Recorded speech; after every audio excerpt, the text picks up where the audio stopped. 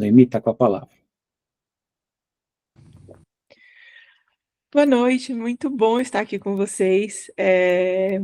Eu estou agora, né, como o Jonatas falou, com as crianças de 11 anos em sala de aula, nesse desafio, né, de trabalhar textos, produções, é muito bom.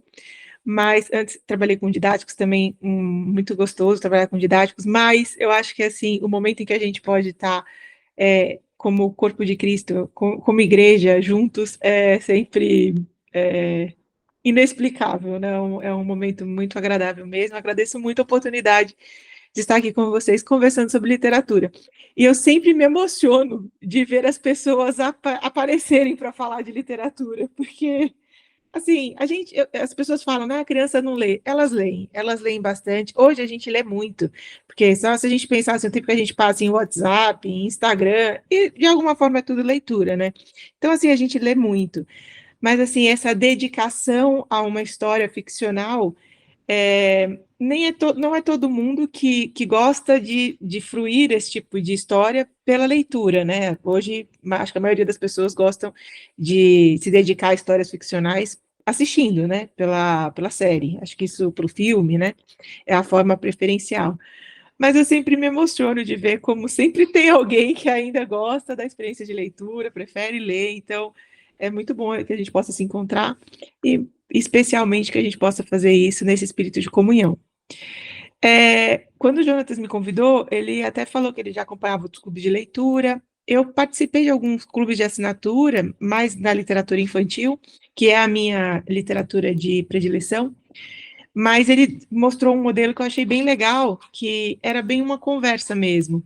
E aí, quando eu assisti, para ter até uma referência do conversa que a gente faria aqui, eu assisti prestando atenção e a pessoa que foi convidada também para começar essa mediação, para falar, né, sobre a leitura dela, ela falou, olha, a informação que me deram que não era para fazer palestrinha, e eu achei bem legal, então eu vou tentar também não fazer palestrinha, eu vou, de fato, comentar algumas coisas que me ocorreram, que eu pensei como leitora dessa história, e aí convido todos vocês a conversarem, para que realmente fique uma conversa e a gente possa trocar essas experiências de leitura. Isso também, acho que isso é muito positivo na literatura, porque quando você lê, e essa é uma das vantagens da gente preferir o livro a assistir a série, a gente escala o elenco, a gente coloca o timing das cenas, porque a gente monta tudo isso na nossa cabeça. Então, acho que é legal também a gente poder falar como cada um vivenciou isso. Acho que de informação inicial que eu poderia compartilhar com vocês para a gente começar a conversar sobre isso, é um pouco o momento icônico em que essa obra é escrita, né? Que é uma informação que não está na obra, mas ela é muito importante, pelo menos para mim, foi muito importante para entender a obra, né? Então, ela é considerada um dos livros muito importantes da literatura inglesa, que influenciou vários escritores, não só na Inglaterra, mas também nos Estados Unidos. E ela foi uma literatura escrita no meio da reforma protestante, né? Da reforma da igreja que aconteceu na Inglaterra. Aí eu até fui atrás de uma linha do tempo, assim, para ter um pouco de noção do tempo. Ele escreveu, o Bunyan escreveu publicou, né, em 1678. Em 1534 começa a Revolução, o Henrique VIII, né, quer se casar com Ana Bolena, e aí ele não consegue, porque já é casado, e aí ele rompe com a Igreja Católica, ele sendo católico, para ter uma premissa de que ele poderia ter um segundo casamento. Só que ele morre em 47 e deixa essa igreja. Começou a Revolução Protestante na Alemanha antes disso, e aí deixa a igreja. Criou uma nova igreja que não é católica, e ela também não se diz protestante como a igreja na Alemanha começa a se pronunciar como protestante. Ela é anglicana, a igreja da Inglaterra. Então, mas ela é o quê? Ela não é católica, mas ela também não é protestante. Aí fica esse lugar vago, né? E aí, em 1547, ele morre, sobe o filho dele, Eduardo VI, que é mais de uma linha protestante, só que ele morre em 53, sobe a Maria Tudor, que é mais católica, então traz mais a igreja para o católico. Em 58, sobe a Isabel, que fica também mais na linha protestante. Em 59, assume, tem uma reforma, tem a reforma na Escócia, que de novo é mais um movimento de fortalecimento do protestantismo ali naquela região. E aí em 60 o presbiterianismo é organizado na Escócia e ainda está ali a Escócia entra em guerra com a Inglaterra, então o protestantismo fica muito não grato, persona não grata, porque ele está em guerra, né, com um país de linha protestante entre guerra com a Inglaterra. E aí, em 1603, assume a Isabel, que era mais protestante, morre, já está com essa guerra na história, né, da Inglaterra contra o protestantismo, e assume Tiago. Ele mantém o protestantismo, mas quando ele morre, Carlos assume, deixa também mais uma linha protestante, mas começa a haver uma guerra de poder, e aí começa a voltar ao catolicismo. Por que isso é importante? Porque entre 1560 e 1500, 1653, que aí entra o Cromwell, que vai tentar fortalecer a linha protestante, está tendo ali uma guerra mesmo entre catolicismo e protestantismo. E por que eu achei isso bem importante? Porque quando eu li quando eu era criança esse livro, porque era um livro assim que tinha que ler. Não é que tinha que ler, mas era aquele livro assim de, você quer ler um livro? Leia esse, né? E aí eu li, e assim, eu achei ele muito. Eu percebia que combinava com tudo aquilo que eu ouvia na igreja, mas assim, eu não entendia por que ele entrava em algumas discussões e algumas questões, e agora mais velha, tendo lido, entendido também em que momento o autor se situava na história, faz muito sentido ele ter escrito esse livro que fala de tantos pontos doutrinários da fé protestante, porque ele estava vivendo um momento da Inglaterra em que isso era o debate. Então, assim, qual é a sua proposta para a Igreja da Inglaterra? Mais católica ou mais protestante? E aí ele escreve esse livro que vai passando pelos tópicos, né? Vários tópicos importantes do protestantismo e do presbiterianismo, né? Que também são importantes para o presbiterianismo, doutrinariamente. E aí, assim, eu olhei com outros olhos tudo isso, né? Que eu não tinha condição de, ou tinha e não cheguei lá, de perceber quando eu era criança, né? Assim, nossa, mas ele entra em tantas coisas e fala tanto, assim, então, esse personagem, né, que negou a Cristo, tá nessa condição de prisão, que coisa pesada. Mas aí eu percebo que ele está entrando nas questões, assim, do que é o pecado imperdoável, que é uma das discussões teológicas, né, que existe no momento. Então, assim, para mim isso fez diferença saber disso, desse contexto em que ele escreveu, e inclusive saber que ele escreveu quando estava preso, e estava preso porque foi nesses movimentos em que o catolicismo ficou mais forte, e aí toda forma de protestantismo foi banida, e até os ministros protestantes foram com Maria Sanguinária, por isso que ela ganhou esse nome, porque ela começou a matar os ministros protestantes, né? Então, assim, fez muito sentido, ganhou um novo sentido para mim saber um pouco mais desse contexto. Não sei como é que foi isso para vocês. Alguém tem algo a dizer sobre isso?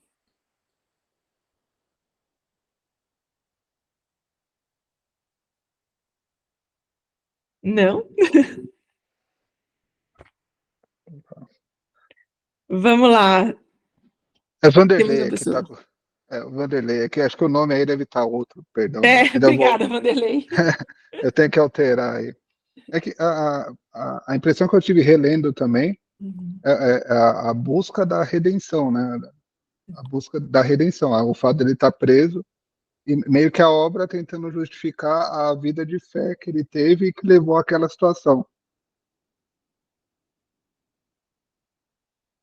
E sabe, Vanderlei, uma das coisas assim que eu também achei muito pesado quando li a primeira vez, e continuo achando, né? A gente até fez uma prévia dessa conversa, eu e o Jonatas, e eu comentei isso com ele.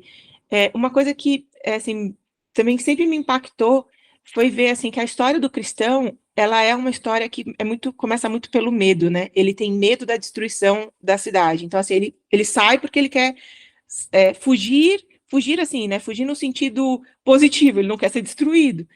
E é interessante mesmo você tocar nesse ponto, que esse não querer ser destruído tem várias concepções, inclusive na história, quando a gente pensa na história do próprio autor, né, que estava preso, então estava sendo destruído, né, estava sendo isolado, estava sendo tudo isso, mas assim, essa necessidade de mostrar que não, né, que tinha um motivo e que aquilo não era o fim e que existia uma esperança naquilo que ele estava fazendo. Bem interessante, eu nem tinha pensado desse jeito, mas faz todo sentido. E também o fato dele estar preso e afastado da família, e na história ele praticamente foge da família, né? A Sim, família fica aqui, ele não, não, vou atrás da minha salvação, é individual, e deixa a família para trás, né? sim. Que é outra coisa também bem pesada, né? Eu lembro quando eu era criança que ele me impactava muito, e que também entra num ponto doutrinário, que é um ponto complexo, e que essa época, né, das discussões teológicas, é, tem esse momento, né, mais escolástico, assim, de a gente vai discutir os problemas teológicos, que é isso, né, o que, que significa você ter de amar a Cristo mais do que todas as coisas mesmo, né, e aí ele toca nesse ponto. E aí, Vanderlei, você tocando nisso, aí agora vou sair um pouco mais do contexto e vou começar a falar do livro em si. Eu tive, eu até também comentei isso com o Jonatas, né, que quando eu comecei a ler, tanto criança como agora, mais velha, é uma história, então você tem uma sequência de eventos, né, e aí você é transportado para um lugar, mentalmente você forma o lugar em que essa história está se passando. E eu lembro também, e sinto ainda isso hoje, de achar esse lugar, assim, tenso, pesado, ele é carregado, né? As imagens são muito fortes. E aí eu também sentia isso, assim, esse peso, né? Que discussão pesada. E até me dava um pouco de angústia, porque eu pensava assim, eu entendo a importância de todos esses pontos, mas quando eu penso na vida cristã, ela não necessariamente tem esse cenário, né? E aí eu ficava um pouco nessa crise. Até quando eu era criança, assim, era crise mesmo. Assim, de, né, o que que isso representa, né? Essa é a imagem da vida cristã. Eu lembro também que eu passei por isso e hoje senti esse peso desse cenário, mas não do mesmo jeito como eu senti como era criança. Não sei o que vocês pensam sobre isso. É até curioso na hora que ele encontra Cristo, que é o fardo, O fardo, né? O fardo cai, é, né? e você sente o alívio junto com o personagem, né? Você se sente Sim, aliviado também. E mesmo assim ainda vem brigas, vem lutas. Você acha que acabou ali? Não, ainda continua. continua, né? Keila, Eu fale. passou a impressão que o livro assim estava sempre à noite, sempre no escuro, Sim. Você sempre. sabe. Uhum. Fale. Pode- Não, pode falar, por favor. E aí eu até falei pro meu marido, né? Eu falei assim, nossa, acho que esse é um livro que não, a gente não pode nunca indicar para um novo convertido ler, vai ficar com medo, né? E eu sou a Maria, desculpa que eu entrei atrasada, estava no médico. Então, é interessante assim que eu sou do interior de Minas, bem da roça mesmo, e os meus sobrinhos crescemos junto, assim, tinha quase que a mesma idade. E a gente lembra muito, porque o cristianismo, para a gente lá no interior e nos anos 70 era muito pesado, parece que era só por medo, falava de um Deus tão bravo, sabe? Tudo que você fizesse, você estava condenado ao inferno, aquele lugar horrível. Então, assim, a gente nunca não pregava praticamente nos sermões e tudo do amor de Deus, do perdão, sabe? Era uma coisa muito pesada mesmo. E vocês sabem, e pegando a sua deixa, Maria, você sabe, isso é uma coisa também que eu fiquei pensando, né? Disso também que a Keila retratou muito bem, né? Do peso, da escuridão, né? De parecer que é noite. Agora, relendo mais velha, duas coisas também que a gente até comentou na prévia, né, dessa conversa. Primeiro, que eu acho que o fato do livro ter sido escrito nesse ambiente, assim, dessa discussão entre o catolicismo e o protestantismo, eu acho que ele ainda tem muita permanência mesmo da cultura católica, que é uma cultura mais imagética. A cultura católica ela trabalha tradicionalmente, né, inclusive com as alegorias, o alto da barca, né? Se bem que é um alto, mas assim, ela usa muitas alegorias que você tem, e aí até estudando isso, né? O que é a alegoria? É quando você fala de um lugar que é um não lugar, é um além, né? É um alhures, é um outro lugar, e você usa essa estratégia para falar na ágora, por isso que é a alegoria, né? É essa imagem que você cria para ilustrar alguma coisa na ágora. E aí, é assim, essa questão da ilustração no catolicismo, ela é muito importante. Eles trabalhavam com as iluminuras, eles trabalhavam bastante com esse negócio da imagem, da importância da imagem. Então, eu acho também que quando ele escreveu, ter esse encontro. Eu até falei, nossa, a impressão que eu tenho, eu li o Inferno de Dante, a Divina Comédia, desculpa, a Divina Comédia de Dante, o Inferno, esqueci o nome, mas é aquele que ele fica no meio do caminho, e aí o limbo, né? E aí depois o terceiro, que é o paraíso. E é, Purgatório. assim, como que é? Esqueci. Purgatório, né? O purgatório, isso Purgatório. mesmo. O inferno, o purgatório e o paraíso. E assim, é uma sensação de noite também, muito grande, porque a história é isso, né? Virgílio, Dante, né, o poeta, é acompanhado por Virgílio, que é o tutor dele, do inferno até o paraíso, e é uma comédia, porque a grande crise é essa, né? Ele é uma pessoa que não merecia o céu, então ele mereceria uma tragédia, mas é uma comédia porque termina bem que ele vai para o céu, mesmo sem merecer. E também está discutindo um pouco dessa questão teológica, né? Quem merece o céu. E aí tem esse também peso dessas imagens e tudo mais. Agora, o que eu agora também relendo como adulta, eu consegui perceber. Primeiro que eu acho que essas imagens são as imagens mesmo que são decorrentes dessa tentativa de transformar questões teológicas em imagens, e aí até como a Maria colocou, né? Como é que você coloca em imagem a questão da justiça, ou a questão da graça, que é amor, e que também é conciliada com a justiça. Essas são questões teologicamente muito complexas, né? Então, a tentativa de criar uma imagem delas é uma tentativa ousada, porque aí isso a gente pode acabar pesando para um lado ou para outro. Agora, o que também me parece que está ilustrado, e é um pouco dentro da linha do que o Vanderlei tinha colocado, né? Era uma época também em que, como existia uma guerra religiosa, que era isso que eles estavam vivendo, isso, assim, de você ter uma fé e querer se pronunciar sobre ela, realmente poderia te afastar da sua família mesmo, né? Eu consigo enxergar, assim, situações desse tipo de conversa em casa. Você vai fazer isso porque isso vai te afastar. Então, eu fico imaginando também, assim, que ele está escrevendo não só doutrinariamente, assim, dessas questões do inferno, do céu e tudo mais, mas dos horrores que ele também está vivendo e está vendo, né? Numa Europa que está em guerra. Essa que é a verdade. Ele está vivendo uma Inglaterra em guerra, né?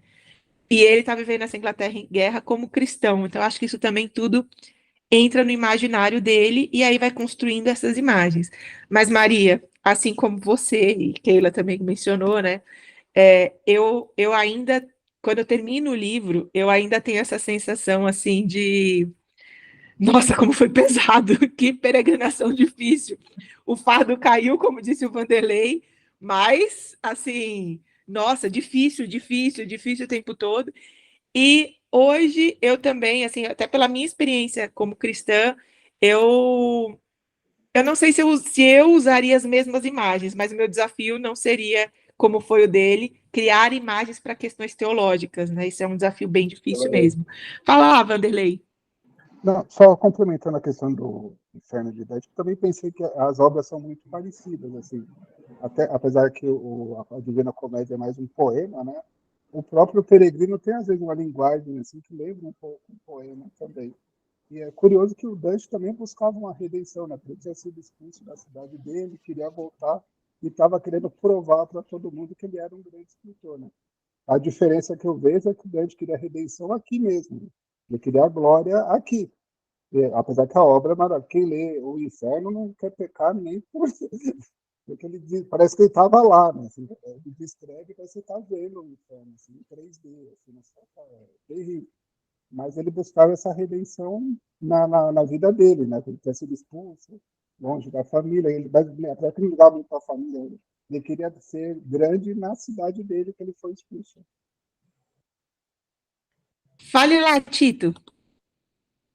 Boa noite, Noemi, demais irmãos. Ainda voltando a esse ponto, assim, na sensação, eu não sei, eu já ouvi falar que ele escreveu esse livro enquanto ele estava preso. É verdade isso? Então, eu não sei se de alguma forma, o contexto onde ele escreveu esse livro tem uma influência, tem um peso né, sobre a maneira como ele descreve esses elementos. E eu também não sei em que contexto, mas parece-me que a primogênita dele era cega. Eu não sei se conscientemente ou inconscientemente essa percepção de escuridão que foi mencionada pela Keila, né, e por outros irmãos, foi intencional. Eu não sei se de alguma maneira isso conversa, né, com o objetivo do autor, mas esses são detalhes do contexto que se encaixam assim, com essas percepções que foram mencionadas pelos irmãos. Né? Você sabe, Tito, também vi essa informação nas pesquisas que fiz, inclusive para o nosso encontro de hoje, que realmente ele estava preso, que ele tinha essa filha cega, né, que ele tinha essa responsabilidade, essa sensibilidade de se sentir responsável por isso e de ser um pai atento a isso. Agora, o que eu percebo, eu também tenho essa opinião, claro que é uma opinião de leitora, mas eu também tenho essa opinião de que isso influenciou bastante a escrita, porque ele está vivendo esta guerra, né? Ele está vivendo este ambiente difícil, em termos de, assim, o momento social dele, a civilização que ele está vivendo é uma civilização muito doída, guerra e guerra religiosa, né? Agora, voltando a esse aspecto que o Vanderlei coloca, né, até de comparação entre a Divina Comédia e o Peregrino, isso é bem interessante porque, até mesmo como parte da tradição católica, ele realmente toca muito nessa questão dos vícios e das virtudes, né? Que assim, extrapolando um pouco mais essa questão assim do por que os vícios são terríveis e realmente estão ali no inferno, ou as pessoas estão no purgatório para se livrar deles, e por que a virtude está no céu e a virtude é essa beleza, né? E nesse ponto eu acho o Peregrino assim bem representativo mesmo da nossa cosmovisão protestante, exatamente por esse ponto que o Tito de alguma forma levanta, que é isso, a gente tem essa certeza desse fardo que Cristo levou, até como o Vanderlei comentou, né? Cristo já tirou da gente o fardo da morte, dessa morte definitiva, desse saldo do pecado que a gente não tem como pagar, porque a gente não consegue superar a nossa humanidade. Então é isso, nem com muita disciplina a gente consegue ser virtuoso. Virtuoso a ponto de merecer o céu, né? Esse é o grande ponto da visão protestante. Cristo faz isso, né, por nós. Ele vem até nós, né? E aí, também é interessante que eu acho que é um pouco a limitação do texto literário, e nesse ponto a Bíblia é sempre muito, muito mais profunda, muito mais completa, muito mais, inclusive, reveladora mesmo, né, porque ela vem da parte de Deus, mas é essa tentativa de ele mostrar que ele está sem o fardo, mas isso não significa que ele já seja completamente virtuoso ou que ele não tenha mais nenhuma dificuldade neste mundo, né?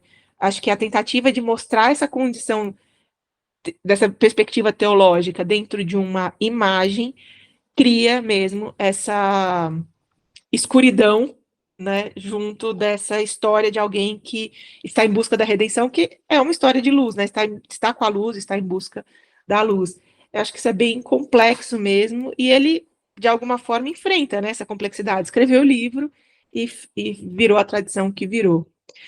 Já falando sobre isso, e agora indo para um outro ponto que eu também queria discutir com vocês, literariamente, é isso, eu percebo muita preocupação dele, do texto, com aspectos teológicos, e quando a gente lê sobre a vida dele, a gente entende um pouco porque tem tanta presença de aspectos teológicos na obra que ele escreveu.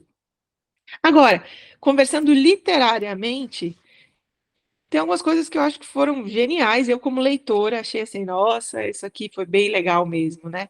Porque ele escreveu em 1678, e em 1678 ainda não existia esse conceito de romance como a gente tem hoje, né? Ele surge mais para frente, essa ideia assim de uma história de uma pessoa comum, porque qual é a tradição? Você conta, como o Vanderlei comentou, né? Você conta os épicos em linguagem poética dos grandes homens, dos grandes feitos. E é isso que o Vanderlei comentou mesmo. Quando Dante se coloca como objeto de um épico, ele está se transformando numa pessoa muito importante.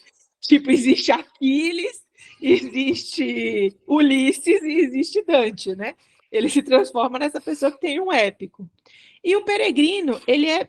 E aí acho que isso também é uma herança cultural, de uma visão cristã bem interessante. Ele é uma pessoa comum, né? Ele não é esse herói, ele não é... Ele é uma pessoa comum que é casado, tem filho, e aí ele tem ele é acometido deste temor, dessa consciência da morte. E aí, até pegando aquilo que a Maria comentou, né? Que realmente a gente saiu de uma época assim que era muita ênfase na morte, né, e no inferno, né, e tudo mais, para o que eu acredito que inclusive é mais condizente mesmo com o Novo Testamento, que é a ênfase na graça, né, de como Deus faz por nós o que nós não conseguimos fazer, e quando nós não podemos fazer nada, porque quando a gente morre, a gente confia mesmo, estamos entregues nessa confiança que nós temos de que Ele vai nos cuidar de nós e nos chamar novamente à vida, né? Então essa certeza, ela é maravilhosa, essa questão da graça. E aí é bem interessante como ele conta essa história dessa pessoa comum que tem essa consciência de que ela precisa ser liberta do quê? Da morte, né?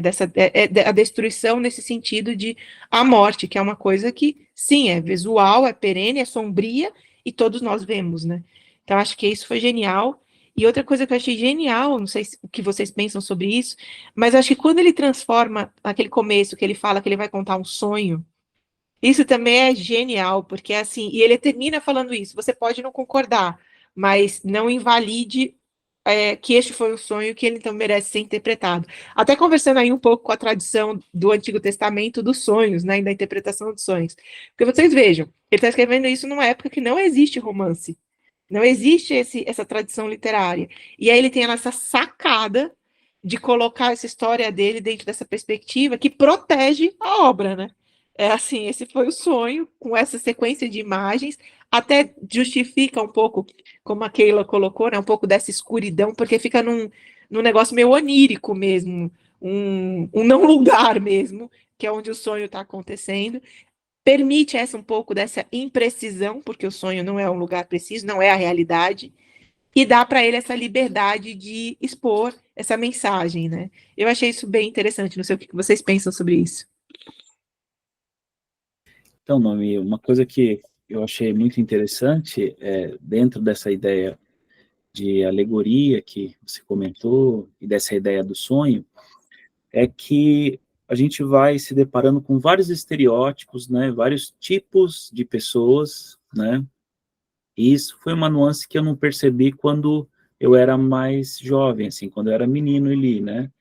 Então, a gente consegue depois, com uma certa experiência de vida, entender mais ou menos quem são esses tipos de pessoas que, vez ou outra, a gente se encontra ao longo da vida, né? Então, e não só em relação às pessoas, às vezes em relação a nós mesmos, né? Então, você tem a figura, por exemplo, do intérprete, né? Você tem a figura do evangelista, você tem a figura do volúvel. Então, eles não só, em alguma medida, trazem essa imagem alegórica de pessoas que, em alguma medida, tiveram encontro com o Evangelho e por algum motivo, tomaram outro caminho, mas também nos faz pensar sobre algumas posturas nossas também, né? Porque, em alguma medida, a nossa condição de pecadores, né, nos faz, às vezes, nos parecermos muito com esses estereótipos que vão sendo mostrados ao longo da história, né? Inclusive com essas figuras, né? Ele vai criando realmente essas figuras que nos permitem esse reconhecimento, né? Ah, essa figura parece com isso. E aí, nesse sentido, é um pouco disso que o Tito falou, né?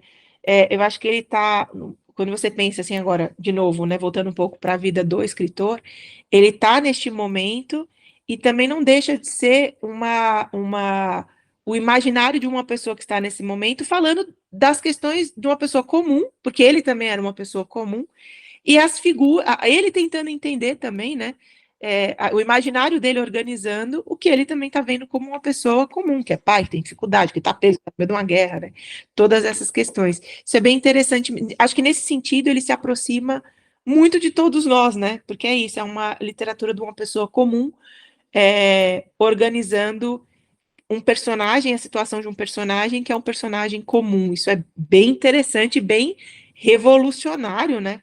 Para uma época, e acho, inclusive, uma impressão que também um pouco herança já dessa cosmovisão protestante, né? Temos pessoas com mão levantada. Palavra de vocês.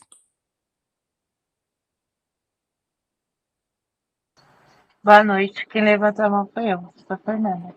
Vai lá, Fernanda. Tudo bem? A dúvida é assim, esse negócio do sonho que ele escreve tem alguma coisa a ver com a conversão dele? É quando ele se tornou convertido, né? Porque é interessante no início que ele fala do sonho e ali dá o grito, o que fazer. O que fazer é uma pergunta para todos os novos convertidos. De repente, eu acho que o livro não seria tão pesado para uma pessoa nova convertida, porque ela se cobra, o que que eu faço? Que caminho que eu sigo? Qual é a verdade que eu devo ter? E será que essa pergunta, esse início do livro, veio devido à conversão dele? Não sei. Legal, Fernanda. Olha, vou te passar minhas impressões, tá? Não sei se eu tenho uma resposta definitiva para isso, mas vou te passar minhas impressões. No romance, a gente sempre tem o narrador, ele é uma figura clássica, né? Que é essa pessoa que narra a história, narra a sequência de eventos. Só que a gente está falando aqui de uma alegoria.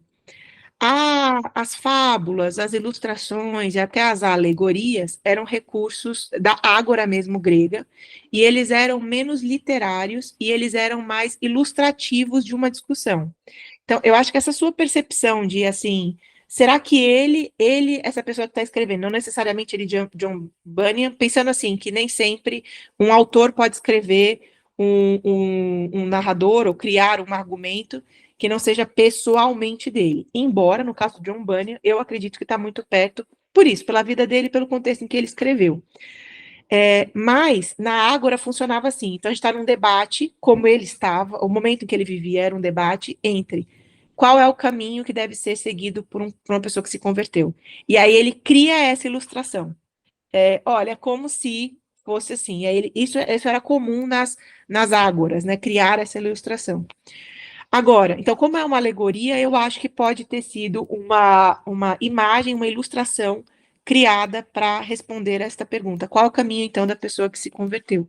E, assim, se ela encontrar dificuldades, que acho que é a grande pergunta, né, desde Jó, porque coisas ruins acontecem a pessoas boas, e que, apesar disso acontecer, a gente não deve perder a convicção de que Cristo já nos libertou do fardo e a gente já está sob a proteção, a gente já está andando nos portões para dentro da cidade celestial, né? Acho que tem essa informação. Então, acho que sim, nesse sentido, a gente pode entender como uma ilustração dessa questão. Agora, por outro lado, como não era um narrador, quando ele coloca essa pessoa essa voz, né, essa pessoa que começa a contar esse sonho, e ele fala que tem esse sonho, cria esse argumento, me parece mesmo que foi uma estratégia que ele criou para trazer essa história, né, trazer essa ilustração que ele quer e protegê-la também. Porque é isso. Mas eu acho, por exemplo, é isso. Acho que é muito sombrio, acho que é muito isso. Tudo bem, mas está dentro do desenho de um sonho, entende? Ele cria uma defesa para o texto dele. Coisa que, assim, falando agora literariamente, é genial, certo? E a gente está falando de uma época. Foi Não é? genial essa estratégia para a época que está passando, né? Sim. Agora, sabe o que é interessante? Ele se transforma depois numa história infantil, né? Num livro infantil. Tanto que eu até comprei, já que eu estava na vibe releitura, eu comprei essa versão aqui da releitura, que eles fazem como fábula. Que também é interessante que a fábula também era um das estratégias usadas nas ágoras. Tanto que Esopo diz a lenda, né? Um excelente argumentador nas ágoras, porque ele ilustrava usando os animais, né? Usando essas histórias para marcar o ponto dele nas discussões. Agora, você sabe que como é literatura infantil, eu entendo a transformação, porque apesar de ser uma alegoria, com essas imagens muito fortes, ele coloca é uma sequência de eventos, né? E a aventura tem um pouco disso, assim, de um herói vivendo eventos, mas eu acho que é por isso que até o que a Sandra colocou, acho que é por isso que facilita o entendimento, ele cria essas imagens muito claras, que até uma criança consegue entender da onde que ele saiu, da onde o cristão saiu, para onde está chegando. Mas mesmo lendo essa versão, eu fico na dúvida do quanto que na transformação de uma alegoria para um romance, muito disso que a gente discutiu se perde, e do quanto que também uma criança consegue pegar essas outras questões que a gente está discutindo hoje. Eu falo de mim, de quando li pela primeira vez como criança, que eu não peguei. E que aí eu acho que eu fiquei muito mais com essa questão da escuridão, como a Keila falou, do que até hoje eu consigo desfrutar e perceber essas outras nuances. Não sei também o que vocês pensam, assim. Vocês conhecem alguma, tão perto de alguma criança que leu? Tem essa experiência?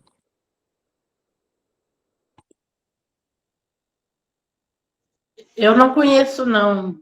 E eu achei, assim, muito interessante essa segunda vez que eu li também, porque agora a gente não trabalha, não vive com esse medo, mas isso que o Jonatas falou, para mim, assim, foi uma coisa maravilhosa de saber que a gente está nessa caminhada e todo dia a gente encontra do lado da gente na rua essas pessoas que ele encontrou. Eu acho isso fantástico, sabe? Assim, a gente começa a identificar as pessoas, você vai encontrando, você fala, esse é o fulano de tal. Você fala com outra, esse é o fulano de tal. E outra hora também eu me vejo, sabe? Opa, tem que parar e pensar, porque é o peregrino, eu sou o peregrino, que atitude eu vou tomar agora, né? Nossa, eu achei muito bom. Só um comentário que tinha momentos assim no livro que eu começava a ler alguns personagens e parecia ser tão convincente o que eles estavam dizendo que aí eu concordava. Aí eu não, mas tá errado. Peraí, deixa eu ver quem tá falando. Aí eu voltava. E só um outro comentário que a Maria falou dos anos 70, como era pesado, né? Eu lembro quando eu era adolescente, assim, eu sempre escutava, né, que falava assim, olha, se você tá com uma vida muito fácil, tá tudo muito bom na sua vida espiritual tá horrível. Então não precisa ir tão longe, viu, Maria? Então, assim, se tiver difícil, então a vida espiritual tá ótima. Então, ter lido esse livro, acho que me deu essa certa angústia, essa impressão, porque eu me lembrei daquilo, que aquilo me causava um pavor quando eu escutava isso. E vocês sabem que a minha versão disso, Keila, era sempre eu ia na igreja, né? Aí tava ouvindo, aí o pastor sempre falando, né? Que se você está sofrendo, que Deus está confortando, e que se você não está sofrendo, você vai sofrer. E eu ficava assim, eu lembro que eu ficava assim, até eu ficava pensando, né? Chegando em casa, orando com Deus, assim, criança, adolescente, ficava assim, mas Senhor, o Senhor está com a gente, o Senhor sabe das coisas que a gente precisa, antes mesmo que chegue à nossa boca, né? Então eu não conseguia conciliar muito bem, assim, como é que era esse Cristo tão presente de tanto amor, que já morreu por mim, me amou ao ponto de morrer por mim, com, assim, vai ser sofrimento e tudo mais, né? Eu não conseguia conciliar. E hoje, adulta, né, que também tem isso, né, tem um pouco dessa questão da maturidade, da idade, né? Eu consigo perceber, e aí isso talvez seja um ponto que o livro também traz de uma maneira bem interessante. É que não é só também, é o que acontece na sua vida, mas é a sua relação com as pessoas, que é isso, como somos todos pecadores, essa relação não é de amor como deveria ser, ela é uma relação bem conflituosa, e esse conflito de nós contra nós mesmos gera muito sofrimento. Mas, sobretudo, é essa condição em que nós estamos, né? Porque é um mundo caído, né? Nessa perspectiva de que é isso. Nesse momento a gente está aqui falando sobre isso, mas tem um lugar neste exato instante que está sendo metralhado, que criança está morrendo, e você ter a consciência disso é um sofrimento. Porque é este mal que não nos faz capazes de, mesmo sabendo que isso é sofrimento, que isso é péssimo, parar com isso, essa mecânica, né, que vem e que causa tudo isso. Isso é um sofrimento, né? E que aí, sim, você precisa ter muito essa certeza de que existe um Deus, ele está no controle, isso não está não sendo visto, para você conseguir viver com uma lucidez não é uma palavra boa, você conseguir viver com um discernimento de que isso está acontecendo, mas não precisa custar a sua esperança, e você não precisa colocar esse fardo também nas costas, porque você carregar ele não vai resolver, né? Então, acho que é esse equilíbrio, mas essa é a impressão que eu tenho também, eu consegui usufruir mais disso agora adulta.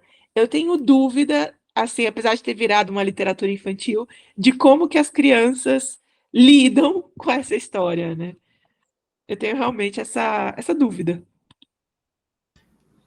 Vou contar um pouco a minha experiência, viu, Noemi, de leitura quando era criança. Eu devia ter talvez uns 11, 12 anos. Eu lembro de ler e minha mãe e meu pai terem lido também, né? Eu li uma edição, acho que a mesma que você leu, que era ilustrada, né? Então, a ilustrada, ela tornava em imagem aquilo que já era muito forte que estava escrito ali, né? E eu lembro de ler e comentar com meu pai, comentar com minha mãe que tinham lido, né? Isso me ajudava um pouco a entender certas coisas da história, né? Mas eu tenho essa impressão de que o livro era menos temeroso do que é para mim hoje, porque hoje eu lendo, por exemplo, essa cena do cristão saindo de casa e os seus filhos e a sua esposa, essa cena é fortíssima, assim, e de fato ela é verossimilhante, né? Porque a gente sabe de casos que pessoas que são obrigados a deixar a família por conta do evangelho, né? Então, assim, são imagens muito fortes, né?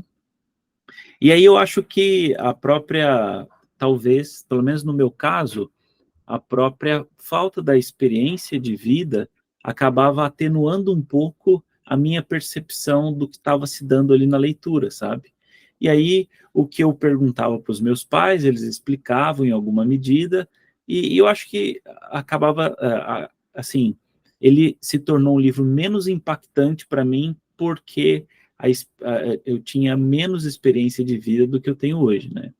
Mas, por exemplo, essa imagem dele em família ali lembra muito, por exemplo, a esposa de Jó, por exemplo, né?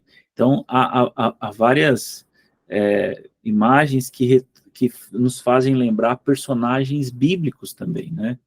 Então, isso é muito marcante na leitura, né?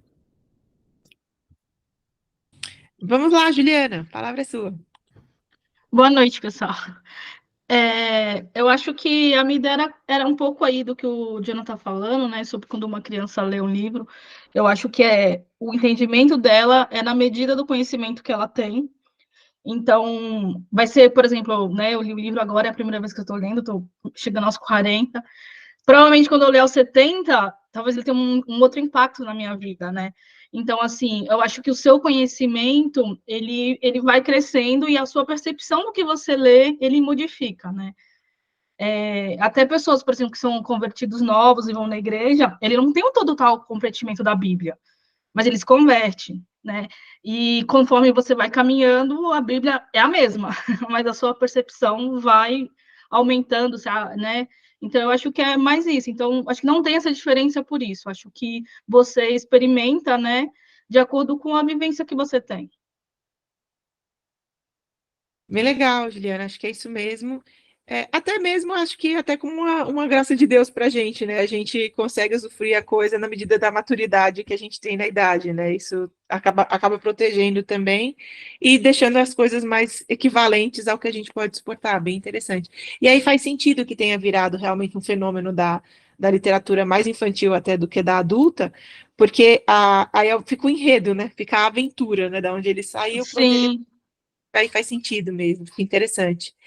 Isso é uma outra coisa que eu li, lendo um pouco de críticas, né, que foram, assim, de estudos que foram feitos sobre o livro, dessa questão, assim, de que como ele virou o segundo livro mais lido na Inglaterra por uma época, depois da Bíblia, né, e aí teve um pouco dessa discussão, né, porque que ele quase vira o livro que as pessoas preferem ler, vai ler o Peregrino ao invés de ler a Bíblia, né?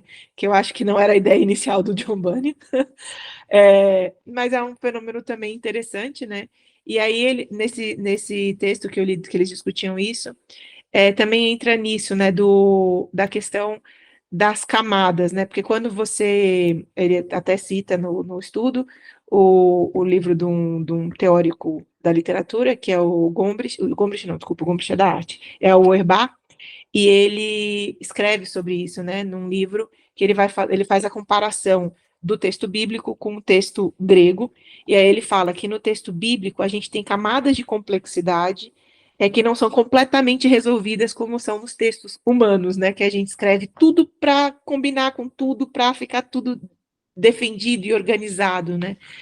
E isso também eu acho alguma coisa interessante, porque eu acho que esse fato de ser escrito por uma pessoa que está contando uma história, que está montando uma alegoria, faz com que ele, de alguma forma, prenda o leitor, né? Ele está fazendo literatura, no fim, então ele está contando esse sonho, então ele vai tasando as coisas, ele está saindo do lugar, está indo para o lugar, você entende essa lógica, né? E da Bíblia, como ela está falando de um reino que não é o nosso, né? O reino de Deus, é o reino dos céus.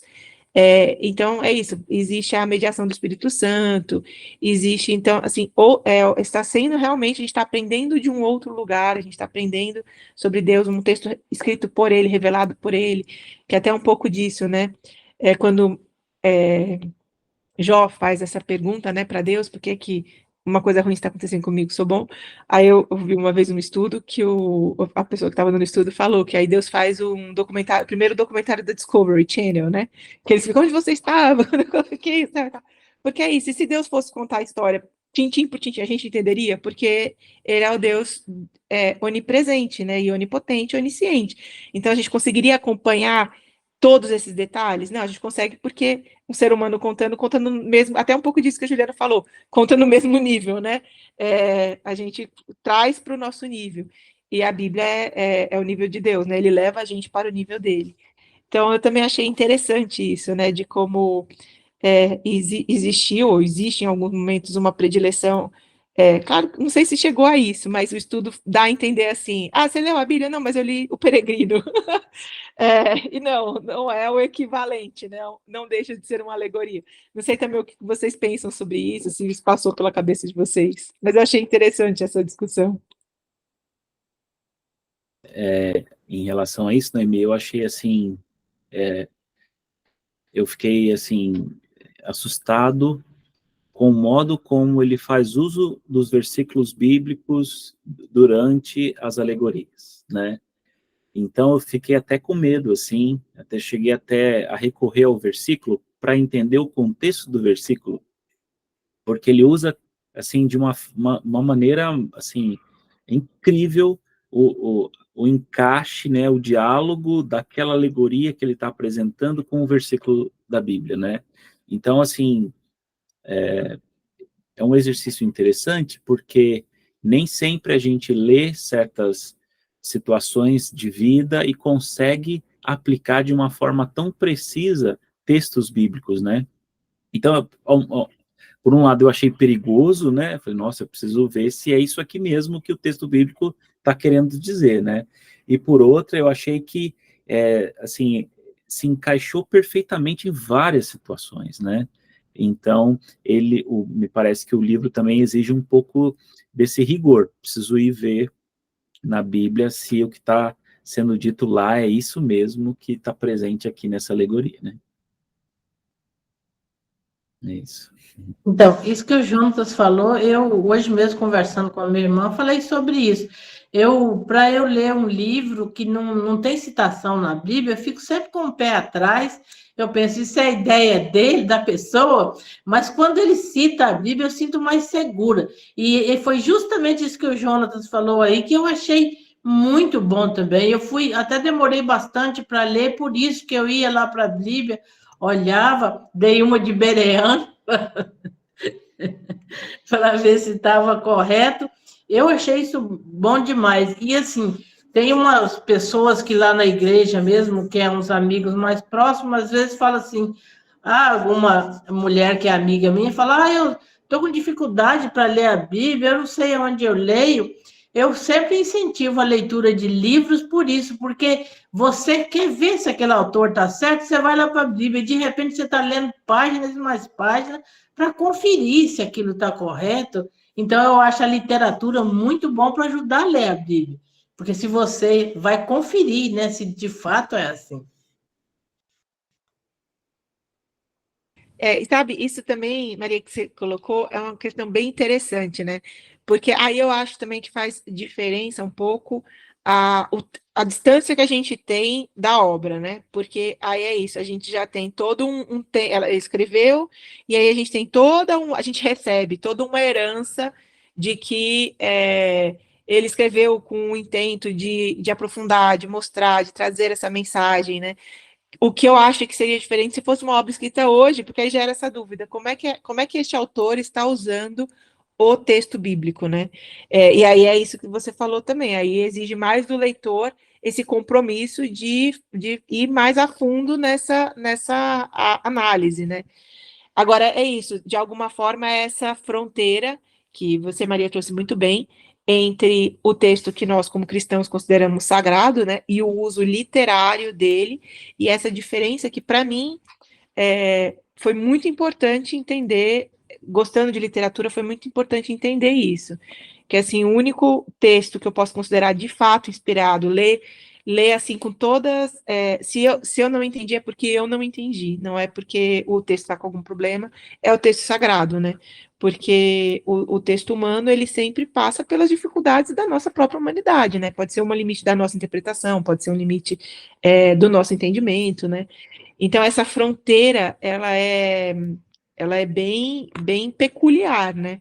E hoje a gente tem vários outros autores migrando, né, fazendo também esses textos que recuperam versículos ou que citam o texto sagrado, e aí a gente também tem todas essas derivações, né? Que o livro, de alguma forma, faz parte também dessa herança, né? Desse tipo de texto, né? Que é um texto humano, literário, é literário no sentido de que é uma arte literária, é um artifício que o humano cria, né? Trazendo um texto sagrado, né? E aí permite esse diálogo que a gente tem também de lidar com ele, né? Mais alguém? Alguma questão sobre isso? Algum comentário? Não? Bom, Jonatas, esses foram os pontos assim que eu pensei em trazer. Oi, alguém falou, Tito? Palavra é sua. Eu não sei se já está com o tempo. Não? Também não sei. Fala, Jonatas. Ajuda a gente Pastor, aqui. pastor, no seu caso, o senhor pode falar, tá bom? Não, que isso, imagina. Me ocorreu aqui agora. No período de formação, no JMC, eu ouvi de um professor uma crítica que ficou assim, martelando muito na minha mente, de que supostamente o Peregrino é um livro arminiano. E aí, por isso que ficou batendo ali na minha mente. Por quê? Qual era a justificativa dele? É que ele, de alguma forma, ensinaria a salvação pelas obras, né? Uma ideia de que o esforço, a perseverança culminaria na redenção, né? Isso me fez, na época, procurar algumas informações e entender, por exemplo, que o John Bunyan é considerado um dos puritanos, né? Ele é uma referência para muitos desses autores que nós estudamos, que são teólogos reformados, assim, de primeira prateleira, como John Owen, né, que é um dos principais formuladores de doutrina para nós presbiterianos. E aí eu falei, mas como assim, né? Então, de um lado, há essa peste que eu não sei se ela é reproduzida por outras pessoas ou se é só uma percepção particular desse irmão. Por outro lado, há uma categoria da doutrina reformada sobre a perseverança dos santos, né? É um dos acrósticos ali, né, do Sínodo de Dort. Nós temos um dos elementos da tulipe ali, que é a perseverança dos santos. A ideia de que Deus é quem persevera por nós e não permite que nenhum dos seus se desvie. Então, a minha curiosidade seria assim, como nos proteger de uma possibilidade de alguém levantar esse elemento de que é um livro que supostamente ensina que a salvação é pelo esforço, pelo mérito humano e tal. Heavy, eu vou, agora que eu sei que é o pastor, reverendo, vou te trazer minha impressão como leitora, tá? Eu até comentei isso também com o Jonas quando a gente fez a prévia desse encontro. Eu sou presbiteriana por necessidade, assim, eu preciso ter essa convicção de que Deus realmente está fazendo tudo por mim, porque eu me sinto mesmo incapacitada de ter assim, se ficar na minha mão uma coisa tão importante, eu sei que eu vou estragar, entendeu? Isso for minha salvação. Então, eu tenho essa consciência pessoal, acho que entra até dentro da minha experiência mesmo de fé com Deus e com Cristo, com o reconhecimento do que Ele fez por mim. Então, para mim, isso foi um aspecto um pouco difícil também nessa leitura. Me dava um pouco dessa angústia, porque, assim, eu sentia a visão que eu tenho, e acho que, assim, dentro até de uma história vivida dentro do presbiterianismo, desse Cristo que, assim, antes ele que escolheu a mim. Então, assim, essa convicção de que ele fez esta obra,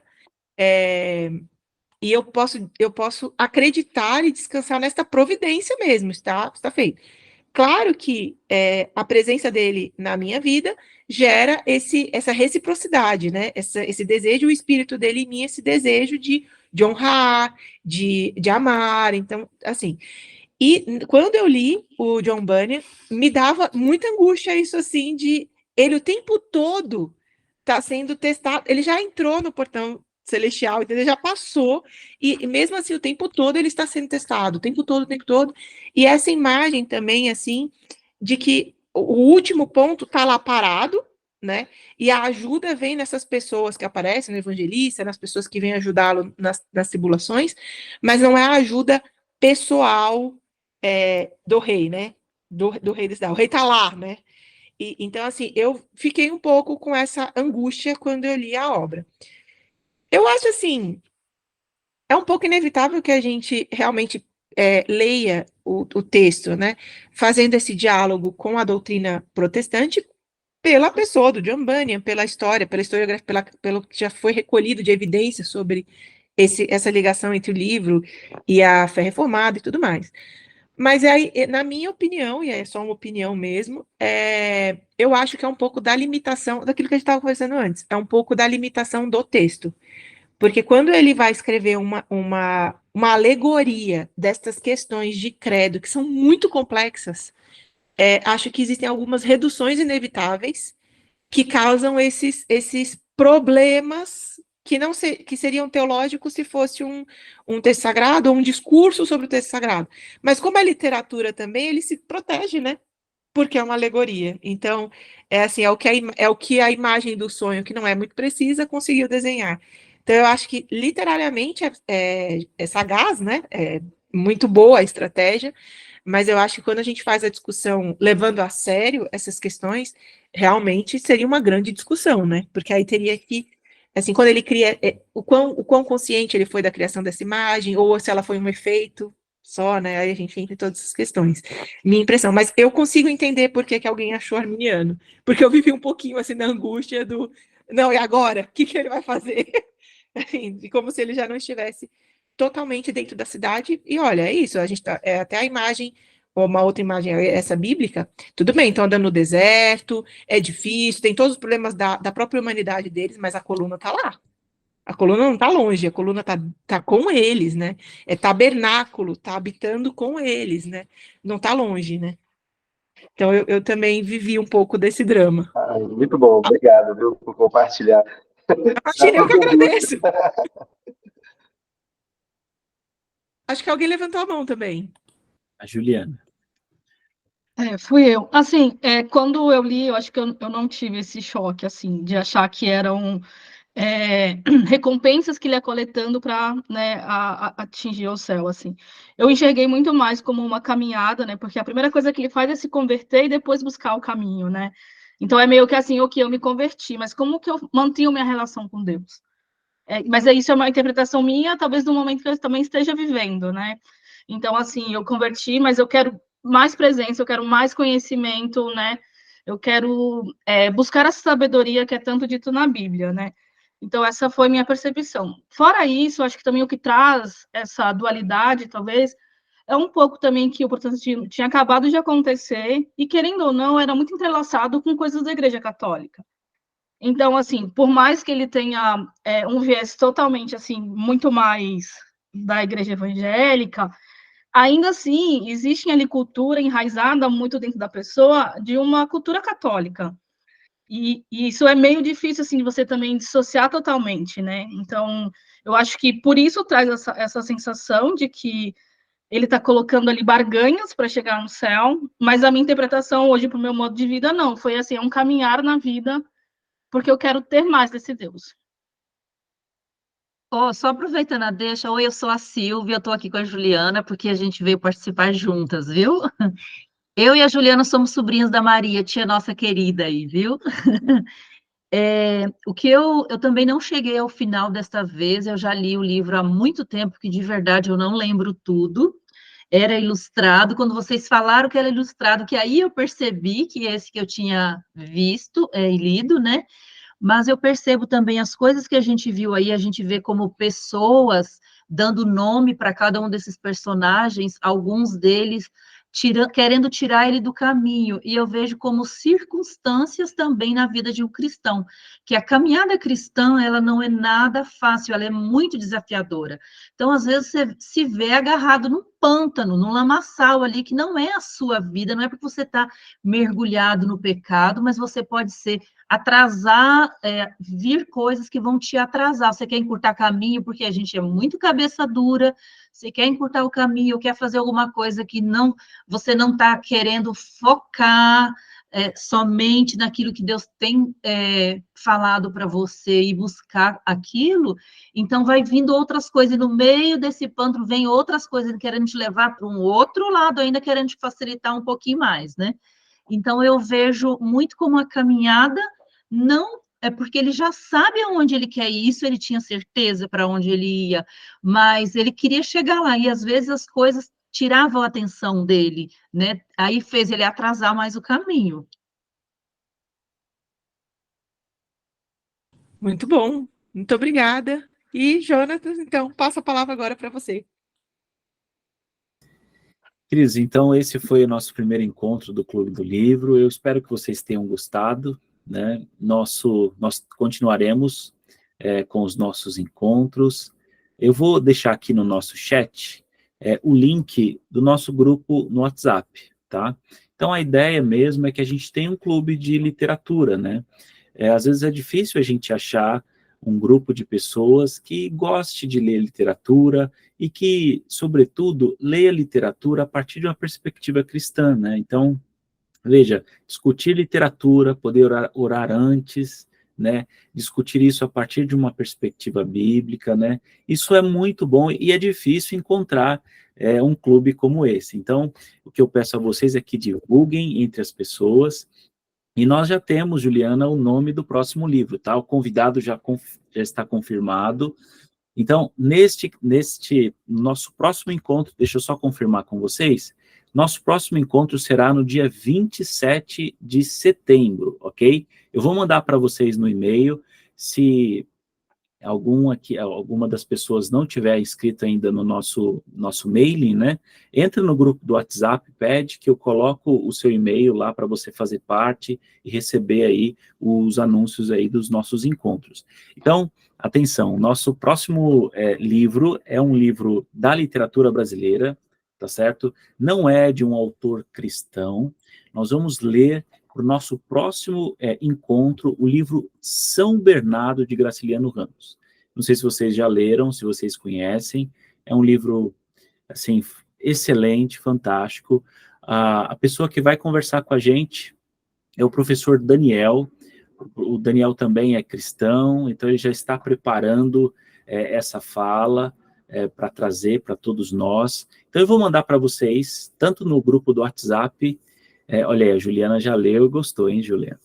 Eu vou mandar para vocês direitinho qual edição a gente vai usar. É um livro de domínio público, tá certo? Então, tá bem baratinho agora. Eu vou mandar a edição que a gente vai utilizar. Então, a ideia é que no dia 27, e a gente fez o seguinte, 27 não, perdão, 26, a gente está mudando para quinta-feira, porque a gente sabe que às vezes na sexta-feira vocês têm algum compromisso, sexta-feira sempre é um dia mais cheio, para quem tem filhos, né, para quem pensou em sair um pouquinho com a família, etc. Então, os nossos próximos encontros passarão a ser às quintas-feiras, tá certo? Então, esse é o livro São Bernardo, e o convidado para essa nossa conversa vai ser o professor Daniel. Então, eu mando depois detalhes para vocês a respeito desse nosso próximo encontro. A gente pode mandar também alguma sugestão de leitura, crítica, porque, como eu disse, não se trata de um livro de um autor cristão, então é muito importante a gente chegar no livro já afiado para não ter nenhum problema de leitura, de interpretação. Tá certo? Gostaria de saber se alguém quer fazer algum comentário para a gente encerrar, e logo depois vou pedir ao pastor Tito que nos conduza a Deus numa oração, e para que a gente então encerre esse nosso encontro. Alguma dúvida, pessoal? Ô, Jonas, você vai mandar hoje a edição, né? Mando hoje, bonitinho, para vocês, vou preparar o e-mail e mando para vocês a edição. Tempo, mas muito corrida, não sei se vai dar tempo de eu finalizar, mas comprando hoje, tem que logo. A Keila já está querendo começar a ler hoje, hein, Keila? Pode deixar que eu mando hoje sem falta, tá bom, pessoal? Mando no e-mail de vocês. E aí, quem não tiver ainda inscrito no e-mail, eu mandei aqui no nosso chat o linkzinho para você entrar no grupo do WhatsApp, e por lá também eu vou mandando as coisas, tá bom? Pastor, o senhor pode nos representar Deus em uma oração? Não, antes de orar, se me permite, apenas agradecer a Noemi. Irmã, que bênção, viu? Poder ouvi-la. Temos pessoas aqui de outras igrejas, né? Mas a maioria aqui é da IP do Tucuruvi, então, em nome destes irmãos, e certamente dos outros, queremos agradecer a instrumentalidade da sua vida, você ter dedicado seu tempo, não apenas a estar conosco, mas a sua preparação, o precioso tempo que você dedicou para estar conosco. A impressão que me dá é que a gente poderia passar mais horas ouvindo você tranquilamente, sendo conduzidos aqui pela sua mediação, assim, para podermos mergulhar ainda mais profundamente nesse material. Quando for possível, quiser vir à Igreja do Tucuruvi nos visitar, você vai receber um abraço desses irmãos, e eu desejo de poder estender essa comunhão, viu? Venha mesmo, viu? Vai ser uma grande Eu vou conhecê-la totalmente. Heavy, eu que agradeço muito. Queria ter conseguido me dedicar mais, porque a igreja sempre merece. E deixei a família toda orando. Tá todo mundo orando. Que Deus nos desse então, dando um abraço para a família, as orações foram atendidas, porque nós somos muito abençoados pela sua vida, tá bom, irmã?